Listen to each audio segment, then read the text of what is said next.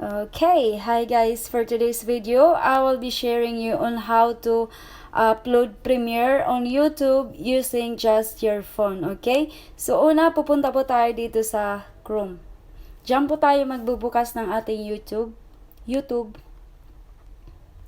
Go. Okay, so yan na po. Andyan na po yung ano ko. Andun na yung YouTube ko. So, dito may makikita kang select files to upload, public, blah blah blah. Okay? So, pindutin natin tong arrow na to. Punta ka sa photo library. Mag-select ka dyan kung anong video yung gusto mong ilagay. So, for me, for example, I'm gonna do this one. Okay? So, click choose. So, ayan na siya. Uploading po siya. Antay lang po tayo ng kaunti.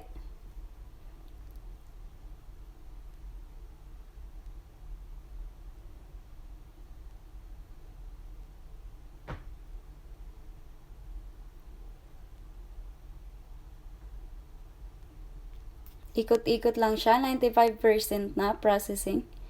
Ayan. So, okay na. Ayan na siya. Okay na. Okay. So, dito sa basic info, dyan ka mag-change ito. Halimbawa, ilalagay ko dyan is TikTok is live. TikTok is live.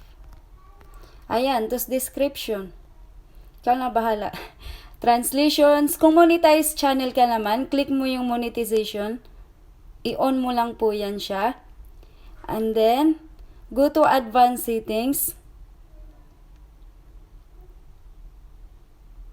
Ayan, mamili ka dyan kung anong people vlogs, blah blah blah. Baka ulit dito sa basic info. Ayan. Click mo yung Premiere. Tsaka, under ng Premiere, may public dyan. I-click mo yung schedule. Done. So, for example, mamili ka dyan anong pitcha, what date mo gusto i-premiere, what time mo gusto i-premiere. For example, for me, 8:15. Done. Okay? So, ayun na po. Tapos, dito sa baba, may custom thumbnail dyan. Ikaw bahala kung alin dyan gusto mong palitan yung thumbnail mo. And then, after, pag nasit mo na yung time, premiere, pumunta ka na dito sa premiere. Ito dito. Premiere on Thursday, March 12. Okay? Pumunta. Click mo yan. Ayan na. Premiere ka na. Okay. Okay ka na. Ando na. TikTok is live. Naka-premiere na po siya. So, buksan mo siya dito sa YT Studio.